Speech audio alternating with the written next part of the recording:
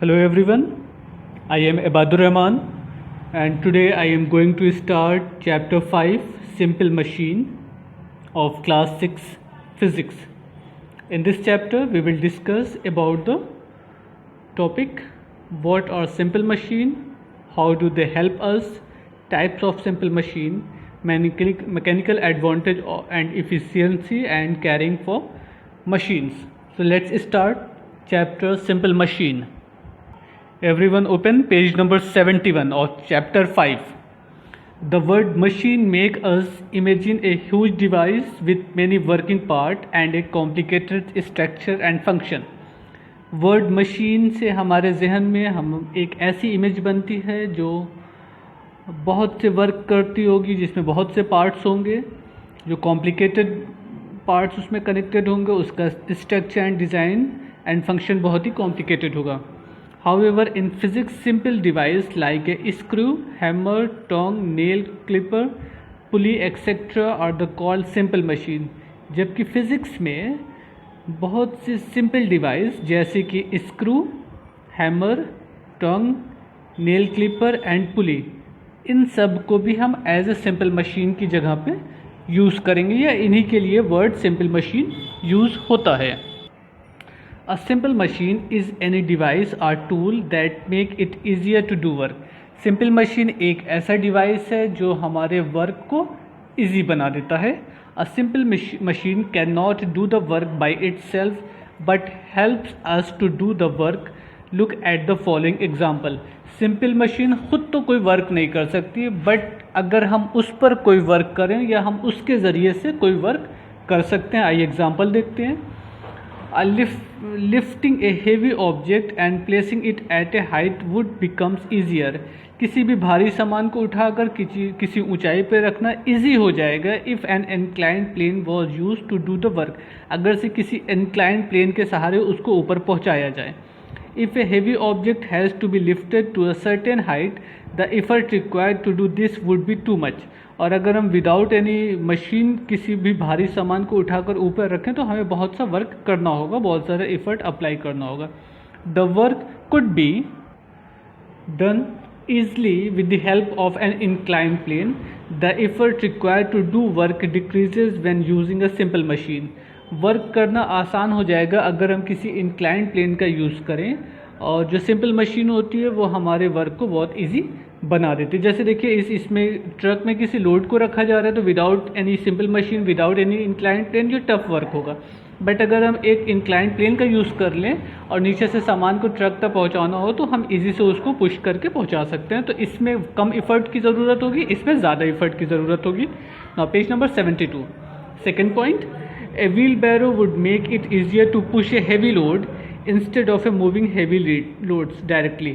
A wheelbarrow is a simple machine with a wheel in front which make it is easy to push heavy load. The wheelbarrow is a type of a lever. wheelbarrow के ज़रिए से, इसकी help से हम किसी भी भारी सामान को ईजिली पुश कर सकते हैं इंस्टेड ऑफ, जबकि बिना wheelbarrow का यूज़ किए हमको ज़्यादा ताकत लगानी पड़ेगी. तो व्हील बैरो क्या होता है, हमारे वर्क को इजी बना देता है किसी भी भारी सामान को पुश करने में. Wheelbarrow is a type of lever. Wheelbarrow एक लीवर का एक टाइप है. In next page we will discuss about the term lever. Drawing water from a well becomes easier when a pulley is used. Drawing water from a well directly is difficult as the water in the bucket has to be lifted up. We would have to pull the rope upward to the lift the bucket up. अगर से simple से जैसे आप well से किसी bucket को fill करके ऊपर की तरफ खींचिए तो ज़्यादा पुश वो इफ़र्ट अप्लाई करना होगा, ज़्यादा ताकत लगानी होगी instead of with the help of the पुली. किसी पुली का यूज़ करके हम इजीली उस बकेट को ऊपर निकाल सकते हैं, पानी भर के वेल से निकाल सकते हैं, बट विदाउट पुली हमको ज़्यादा इफ़र्ट अप्लाई करना होगा.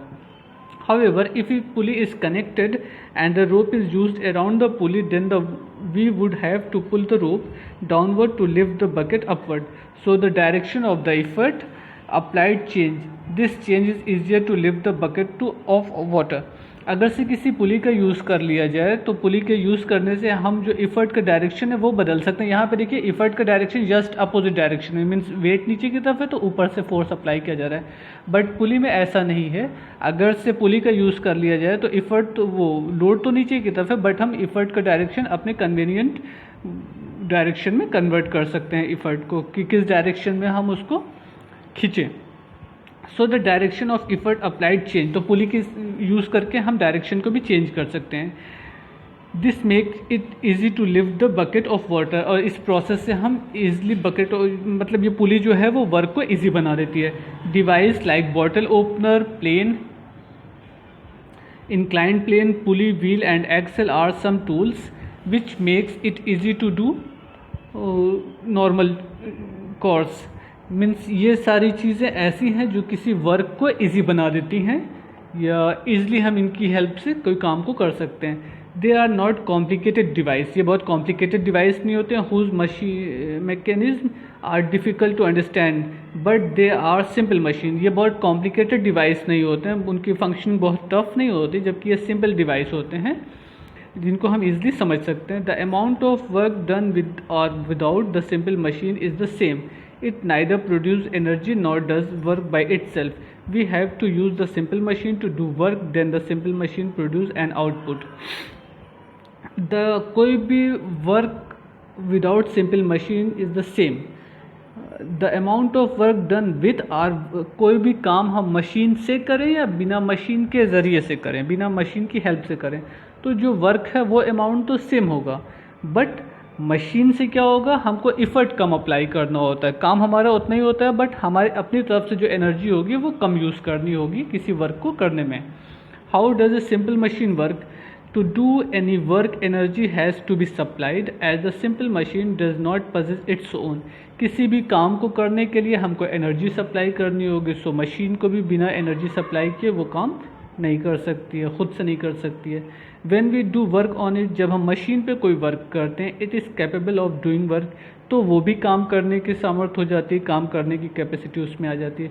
How does this difficult benefit us or make it easier for us? ये हमारे लिए किस तरह फ़ायदेमंद है या हमें कैसे काम में ईजी करती है, आइए इसको देखते हैं।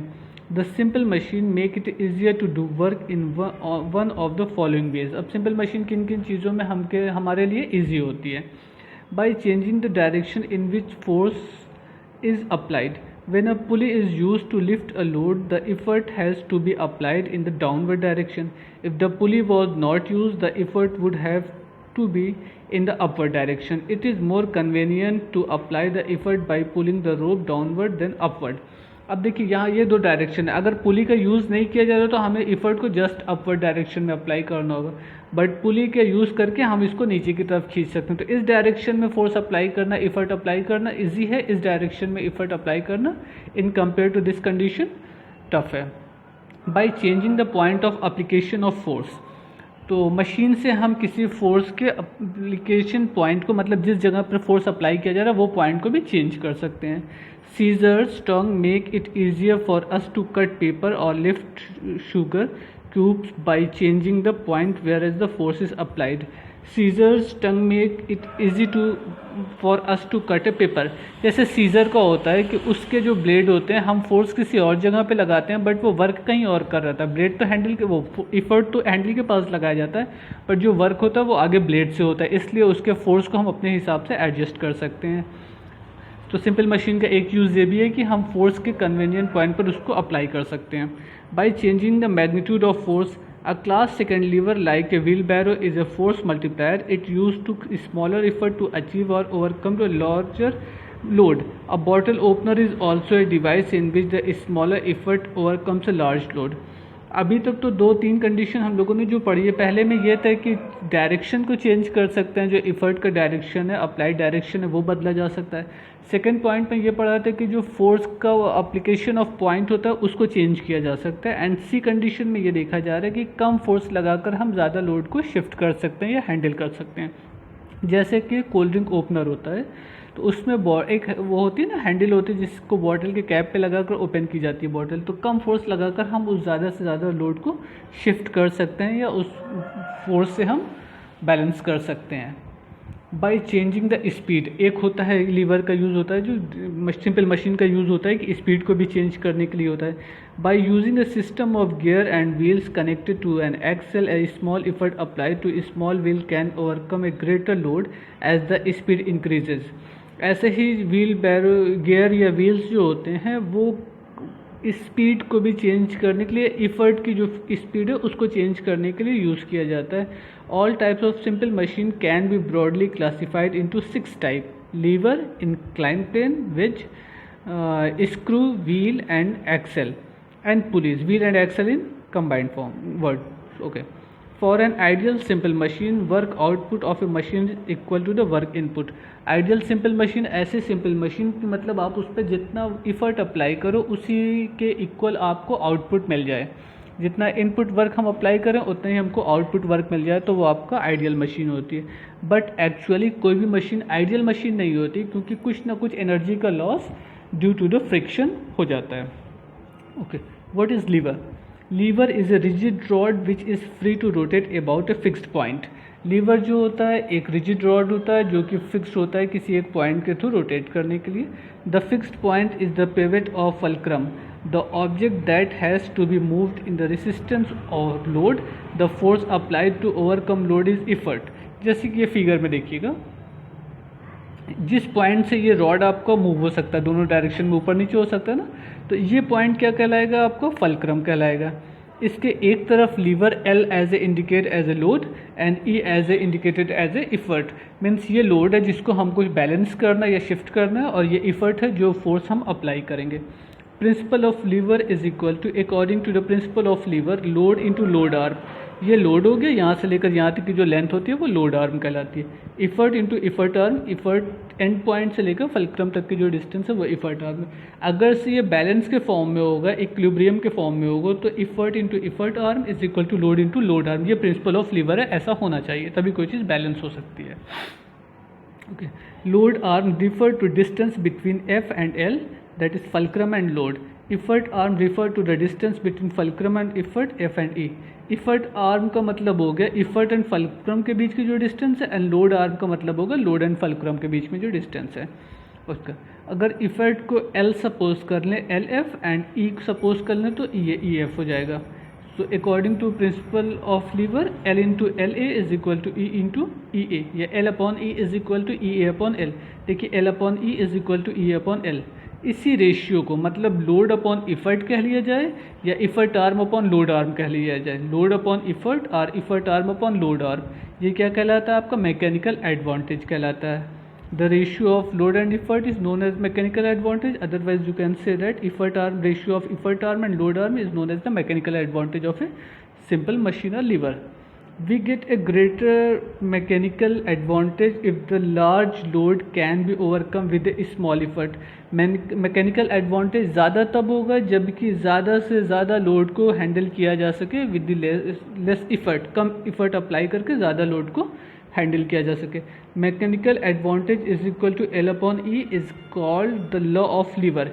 ये बहुत इंपॉर्टेंट पॉइंट है, इसको याद रखिएगा। Mechanical advantage is equal to load upon effort. Mechanical advantage is the ratio of load overcome to the effort applied to overcome. वही बात है, जो मैकेनिकल एडवांटेज जो है वो रेशियो है लोड एंड इफर्ट का। Since it is the ratio of two smaller terms, it has no unit, its value can be less or greater than or equal to 1। इसकी value less than, greater than or equal to 1 हो सकती है। इसकी कोई unit नहीं होती, क्योंकि load upon effort, load की यूनिट भी न्यूटन हो गई और उसकी इफर्ट की यूनिट भी न्यूटन हो गई, तो वो दोनों कैंसिल हो जाएगा। कैंसिल सेम यूनिट होगी तो सेम क्वांटिटी का रेशियो, तो नो यूनिट होगी वहाँ पे। All levers are classified into 3 cases: class first lever, class second lever and class third lever. Hint: to easily understand the classification, remember the memory page FLE flee if F is between and E and L is the class first lever. अगर If L is between F and E, it is class second lever. Fe is between F and L is class third lever. ये flea word याद रखिएगा। अगर से F बीच में रहेगा तो वो क्लास फर्स्ट लीवर है, अगर से L मीन्स लोड बीच में रहेगा तो वो क्लास सेकंड लीवर है, और अगर से इफर्ट बीच में रहेगा तो वो क्लास थर्ड लीवर है। अभी आगे के एग्जांपल में इसको डिस्कस करेंगे। फोर्स मल्टीप्लायर क्या होते हैं? A force multiplier is a simple machine which can lift larger load with smaller effort. The mechanical advantage of a force multiplier is always more than one. Effort arm is greater than load arm. Force multiplier क्या? Force multiplier is a simple machine which can lift larger, जो ज़्यादा load को handle कर सके with small effort. तो इसका mechanical advantage क्या हो जाएगा? मोर देन वन। स्पीड मल्टीप्लायर क्या होती है? ऐसे लीवर होते हैं। A speed multiplier is a simple machine in which load moved by the larger distance compared to the distance moved by the effort. Its mechanical advantage is less than one. तो speed multiplier वो होते हैं जिसमें load move करता है ज़्यादा distance in compare to effort distance moved. So इसका mechanical advantage क्या? लेस देन वन होता है। इसकी लोड आर्म ज़्यादा होती है, इफर्ट आर्म जो होती है वो कम होती है। Class first lever can be force multiplier or speed multiplier. Class second lever is a force multiplier and class third is a speed multiplier. Class first दोनों हो सकता है, जबकि क्लास सेकंड फोर्स मल्टीप्लायर होता है एंड क्लास थर्ड जो होता है वो आपका स्पीड मल्टीप्लायर होता है। Inclined plane and screw are force multiplier. Class 1 lever. When fulcrum F is between effort and load, it is class first lever or lever of the first order. ये ऊपर पढ़ा था ना फ्ली, जहाँ पे था, तो फ्ली में F बीच में आएगा तो वो क्या कहलाएगा? क्लास फर्स्ट लीवर कहलाएगा। In class first lever, the load arm can be greater than or lesser than the effort arm, depending on the position of the fulcrum. It's in cutters, crowbars, pliers, the effort arm is more than load arm, hence mechanical advantage greater than 1. Now open page number 74. Therefore these machines are called the force multiplier. ये सारे machine क्या है? Force multiplier है। Beam balance, seesaw, scissors, pliers, claw hammer, hand water pump, ये सब क्या है? आपके क्लास फर्स्ट लीवर है। देखिए यहाँ पे फलक्रम बीच में आ रहा है, ये बैलेंस है, इसमें फलक्रम की पोजीशन ये एक तरफ लोड एंड इफर्ट होता है, ये क्लास फर्स्ट लीवर। सीसॉ ये आपके स्कूल में होगा, ये फलक्रम हो गया, यहाँ से मूवमेंट होता है, ये लोड एंड इफर्ट हो गया, एक तरफ लोड एक तरफ effort. Pair of scissor, fulcrum यहाँ से मूवमेंट होता है, फलक्रम बीच में है तो ये क्लास फर्स्ट लीवर, इसमें फलक्रम बीच में है तो ये क्लास फर्स्ट लीवर, यहाँ से मूवमेंट होता है। क्लॉ हैमर, इसमें मूवमेंट यहाँ से होता है तो ये फलक्रम हो गया class first lever. Hand pump movement यहाँ से होता है, ये फलक्रम हो गया class first lever. Now class second lever are lever of the second order have load L between fulcrum and effort. The effort arm is always longer than the load arm, hence mechanical advantage is greater than one. It can lift a big load with a small effort, for example wheelbarrow, nut cracker, bottle opener, lemon squeezer. अब इसमें क्या होगा? जो load होगा वो बीच में होगा। देखिए इस पोजीशन पे लोड बीच में है, एक तरफ फलक्रम एक तरफ इफर्ट। इस फिगर में यहाँ पे लोड बीच में है, ये फलक्रम हो गया, ये आपका इफर्ट हो गया। यहाँ पे लोड बीच में है, ये क्लास सेकंड लीवर, इसमें ये लोड बीच में, ये फलक्रम यहाँ पे साइड में चला गया, लोड बीच में आ गया, ये क्लास सेकंड लीवर। यहाँ पे लोड यहाँ पे बीच में आ गया, यहाँ से मूवमेंट होगा, ये फलक्रम हो गया, ये class second lever. The class second lever are always force multiplier as the effort arm is greater than the load arm. They can lift or overcome larger load with small effort. जो class second liver होता है उसमें load arm, effort arm हमेशा ज़्यादा होती है in compare to load arm, और हमेशा इससे ज़्यादा लोड को उठाया जा सकता है थोड़े से इफर्ट का यूज़ करके। Class third lever or lever of the third order have the effort between the load and fulcrum. In this, load arm is longer than the effort arm, so mechanical advantage is less than 1. इसमें क्या होता है? जो effort होता है वो mid में होता है, बाकी फलक्रम एंड लोड आपके अलग अलग डायरेक्शन में होते हैं, इसका मैकेनिकल एडवांटेज लेस देन 1 होता है। ना ओपन पेज नंबर 75। अब इसमें फिगर में देखिएगा शुगर टोंग जो होता है, इसमें इफर्ट बीच में यहाँ से फोर्स अप्लाई किया जाता है, फोर्स क्लिप में यहाँ पे फोर्स अप्लाई किया जाता है, इफर्ट बीच में हो गए आपके। ये फोरम हैंडलिंग का लोड का है, देखिए फलक्रम, ये इफर्ट बीच में, यहाँ से फोर्स अप्लाई होता है, लोड, इफर्ट और फलक्रम ये पोजीशन है, इफर्ट बीच में आ रहा है, सो ये आपका क्लास थर्ड लीवर है। इंक्लाइंड प्लेन क्या होता है? An inclined plane is a gradual slope over which object can be pushed to be height. At a godown in a shipyard or even a market, you can observe people moving objects by pushing them up along the sloping board. Even though the object moves a greater distance over incline, it is easier to lift it with the use of an inclined plane than lift it vertically up to the given height. The inclined plane is a simple machine as the effort required to lift the load is lesser with the inclined plane than without it. However, the work done in both cases remain the same. The wooden plank, a staircase in a building, a winding mountain road and a floor all are the example of the inclined plane. Inclined plane के बारे में इन्होंने बोला जैसे इस तरीके के figure में अक्सर आपने घरों में देखा होगा या किसी मार्केट में देखा होगा या किसी शॉप में देखा होगा कि किसी सामान को ऊपर तक पहुंचाने के लिए मोस्टली ट्रक वगैरह में जब सामान या गोडाउन से सामान उतर रहा होता है, रखा जा रहा होता है, तो ट्रक पर पहुंचाने के लिए वो एक इंक्लाइंड प्लेन या कोई लकड़ी का टुकड़ा यहाँ पे रख देते हैं जिससे सामान को पहुँचाना आसान होता है इन कंपेयर टू सीधा सीधा ऊपर पुश करने के कंपेयर में। ये इन्होंने बोला हिल स्टेशन की जो रोड होती है वो धीरे धीरे ऊपर की तरफ जा रही होती है, तो वो भी इंक्लाइंड प्लेन का शेप बनाती है। जैसे किस डायरेक्शन में देखिए सब इंक्लाइंड प्लेन के फॉर्म में बने हुए हैं। Okay, screw. Screw is like an inclined plane wound around a nail. It looks like a nail with grooves made on the surface. One end of the screw is pointed, it is called a tip. The other end is flamed and called the head. The winding on its surface are called thread. The thread act like an inclined plane. Screw को आप कभी ध्यान से देखिएगा इस तरीके का, तो इसमें जो थ्रेड बने होते हैं, ये तो टिप हो गई, ये हेड हो गया, ये इस पर जो रिंग बनी हुई है, ये रिंग भी एकदम सीधी नहीं होती है, थोड़ा सा इंक्लाइंड होती है, ऊपर की तरफ जाती होती है ना। तो इस तरीके के स्क्रू जो होता है वो भी इंक्लाइंड प्लेन के कैरेक्टर पर ही वर्क कर रहा होता है। A corkscrew use to remove a cork from the wine bottle is in the example of the screw. Another example is the car jack which is use to change car tyres. On turning the screw the tip advance into the wooden block, the grooves on the screw hold the wooden firmly. अब इस screw के जो thread होते हैं उससे हम उन्होंने अलग अलग एग्जांपल दिया है कि बॉटल ओपनर में यूज़ होता है या जैक की जगह पे यूज़ होता है या किसी वुड में अगर उसको लगाया जाए तो वो इंक्लाइंड प्लेन की वजह से ईजिली से वो अंदर जाके उसको बाउंड कर लेते हैं, बांधे रहते हैं या उस बोर्ड को रोके रहते हैं। Now open page number 76, pulley. A pulley is a simple machine used for lifting loads. We see pulley in village using pulleys or to lift water from the well. The pulley consists of the circular disc with a groove cut in its edge over which a rope passes. The pulley is capable of rotating about a fixed axis through its center called axle. अब देखिए पुली तो आपने देखा होगा गाँव में,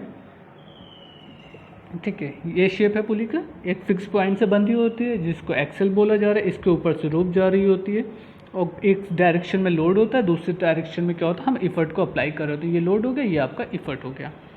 there is different types of pulley. The rope passes over around a pulley or system of pulley. At one end of the rope is the load and the other end is the effort. एक एंड पे क्या effort होता है, दूसरे and पर load होता है। Types of pulley: single fixed pulley. The axle is fixed on the mounted even attached to the ceiling. One end of the rope is attached to the load and other end is the effort. Single fix pulley में क्या होता है, एक पुली किसी एक point पर fix होती है, उसके एक सिरे पे जोड़ के कोई लोड बांध दिया जाता है, दूसरे एंड से इफर्ट अप्लाई किया जाता है। The effort is applied downward and the load move up. The move a load upward without a pulley effort has to be applied against the force of gravity. Effort has to be in the upward direction. अच्छा, अगर इन्होंने बोला है कि जो भी effort हम apply करेंगे वो effort against the gravity work करेगा इसको उठाने में।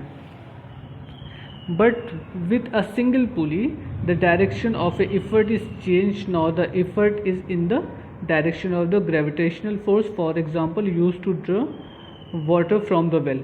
अब इन्होंने देखिए सिंगल पुली का यूज़ किया है, ये पुली कि इस डायरेक्शन में फोर्स अप्लाई किया जा रहा है या ऊपर ले जाने के लिए ऐसे भी यूज़ किया जा सकता है।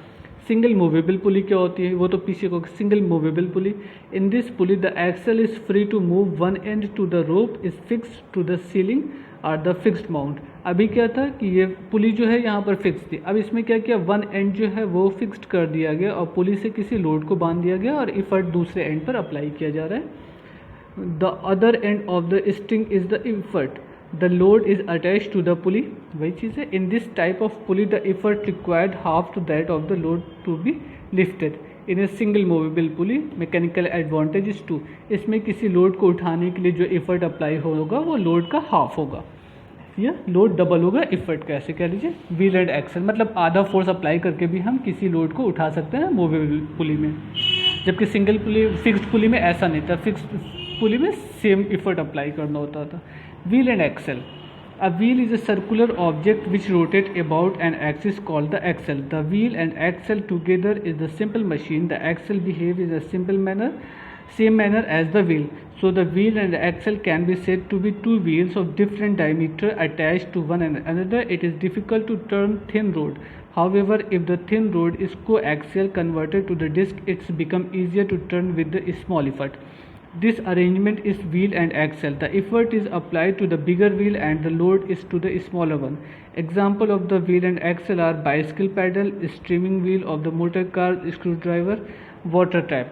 अब देखिए व्हील एंड एक्सल में इन्होंने बोला है कि इस दो तरीके की व्हील आपस में कनेक्ट होती है। किसी एक व्हील पे हम इफर्ट अप्लाई करते हैं, दूसरी व्हील से हम क्या होता है लोड को बैलेंस करते हैं। जैसे स्क्रू ड्राइवर में है ये भी रोटेट करेगा, ये भी रोटेट करेगा। वाटर टैप में ये रोटेट हम करते हैं तो नीचे का पोर्शन रोटेट होता है। ये wheel and axle motorbike में लगी होती है तो जो स्टीयरिंग से रोटेट करते हैं वो पूरे व्हील को रोटेट कर देता है। Wedge is a simple, page number 71। Wedge is a simple device with two inclined planes put together to get the sharp edge. Knife, axle, nail, axe, nail, needle, chisel are example of the wedge. Wedge work on a principle of the reducing the surface area so that the force applied produced maximum pressure. Wedge भी है, दो incline plane एक दूसरे से connect हो गया अगर से कोई मशीन बना रहे हैं तो वो वेज के फॉर्म की, जैसे देखिए सबके पॉइंट जो है वो दोनों साइड से प्लेन इंक्लाइन प्लेन के शेप में होते हैं। Wedge are use to cut pieces or slice materials. A force applied to the thicker end of the wedge is multiplied and at the thinner end, piercing the object. इसको किसी भी object body को काटने के लिए use होता है। जो थिक पोर्शन होता है वहाँ पर हम फोर्स अप्लाई करते हैं, वो सारा फोर्स कहाँ पे डाइवर्ट हो जाता है, थिन पोर्शन पे। इफ़िशियंसी ऑफ ए मशीन क्या होती है, इफ़िशियंसी का मतलब एक तरीके से कह लीजिए क्षमता ऑफ मशीन क्या होती है, किसी भी मशीन की क्षमता क्या होती है। The ratio of work done by the machine to the work done on its machine is called its efficiency. Efficiency means work done by the machine and work done on the machine means machine वो कितना कार्य करती है, machine पर कितना कार्य किया जा रहा है, इस दोनों का रेशियो क्या होता है, इफ़िशियंसी होता है। Work done by the machine is known as the output energy and work done on the machine is known as the input energy. कितनी एनर्जी आपने अप्लाई की और कितनी एनर्जी आपको मिल रही है, दोनों का वर्क डन जो होगा वो इफ़िशियंसी होगा। In percentage, efficiency is equal to output energy upon input energy multiplied by 100 and write here percent symbol. No machine can have 100% efficiency. If it did, it would be called an ideal engine or machine. कोई भी machine 100% efficiency नहीं रखती है, अगर से उसकी efficiency 100% है तो वो क्या कहलाएगी, ideal machine कहलाएगी। All machines have to overcome friction for which some energy is required, hence efficiency is always less than the 100%। Her machine में कुछ ना कुछ फ्रिक्शन होता है जब वो वर्क करती है तो उसके जो इफ़िशियंसी होती है वो 100% से कुछ कम होती है। How to care of machine, machine की केयर कैसे की जा सकती है। If we take a proper care of a machine they would require less maintenance and would function with higher efficiency. अगर हम मशीन की देखभाल करें तो उसकी मेंटेनेंस भी कम आती है और बाद में वो फंक्शन भी ज़्यादा करती है। कौन कौन से मेंटेनेंस हैं, metal part of a machine should be protected from rust. Metal part में रस्ट नहीं होनी चाहिए, रस्ट मतलब जिसको मुरझा हम लोग बोलते हैं। Moving part should be oiled or lubricated regular so that there is the no wear and tear due to friction. When not is use they should be kept covered. Moving part जो होते हैं उसमें Greaves या oiling करते रहना चाहिए जिससे वो घिस के ख़त्म ना हो या ख़राब ना हो, और जब भी मशीन का यूज़ नहीं किया जा रहा है तो उनको पैक करके रख देना चाहिए ताकि उसमें डस्ट ना लगे, रस्ट ना लगे, जब वो ख़राब नहीं हुआ। So childrens, revise this video 2-3 times. Pause the video, इसकी स्पीड कम कर लीजिएगा. क्वेश्चन चैप्टर को खूब अच्छे से रीड करिए. जो भी प्रॉब्लम आपको आती है उसको अंडरलाइन करिए. जब भी ऑनलाइन क्लास होगा तो डिस्कस किया जाएगा. Thank you.